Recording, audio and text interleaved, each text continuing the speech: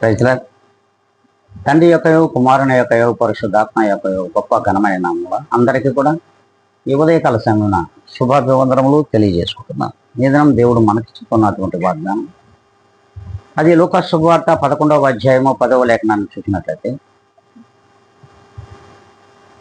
అడుగు ప్రతివానికి ఇయ్యబడను, వెదుకుడే మీకు దొరుకును. అవును, ప్రభువు వారు సూటిగా ఈ దినం మనం అందరితో మాట్లాడుతున్నారు. ఏదైతే ప్రభువునందు స్థిరమైన విశ్వాసము చేత నువ్వు అడుగుతావో ఖచ్చితంగా అది దేవుడు నీకు దయచేస్తాడు. అంతేకాదు, ఏదైతే నువ్వు వెతుకుతున్నావో ఆ వెతుకుతున్నది నీవు దేవుణ్ణి అయితే ఖచ్చితంగా ఆయన నీకు దొరుకుతాడు.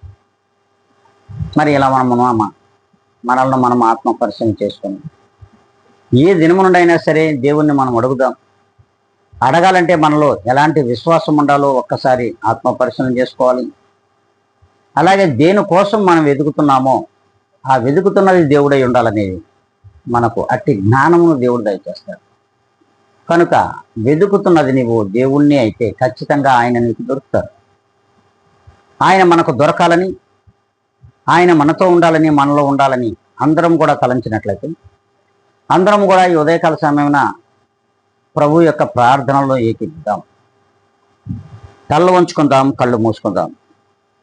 మహాపరిశుద్ధుడా, ప్రేమ కలిగిన మా యేసయ్య, నీకు ఎనలేని కృతజ్ఞత స్తుతి స్తోత్రములు తండ్రి. ప్రభా, మేము మరొక నూతనమైన దినమును చూచి ఈ దినమున మిమ్మల్ని సజీవ లేఖలో ఉంచి మీ కృప చొప్పున మమ్మల్ని కాచి భద్రపరిచి కాపాడుతున్నందుకై స్తోత్రములు చెల్లించుకుంటూ ఉన్నాం. ప్రభా, అడుగుడే మీకు ఇవ్వడని నేను వాగ్దానం చేసినావు నాయన. అవును, మాలో ఎంత విశ్వాసం ఉందో ఆ విశ్వాస పరిమాణం ఎంతో మీకు తెలుసు. అలాగే వెదుకుడే మీకు దొరుకునని మీ వాక్యం ద్వారా నువ్వు మాట్లాడుతున్నావు. అయా, మేము మిమ్మల్ని ఎదుగుతున్నాం ప్రభా.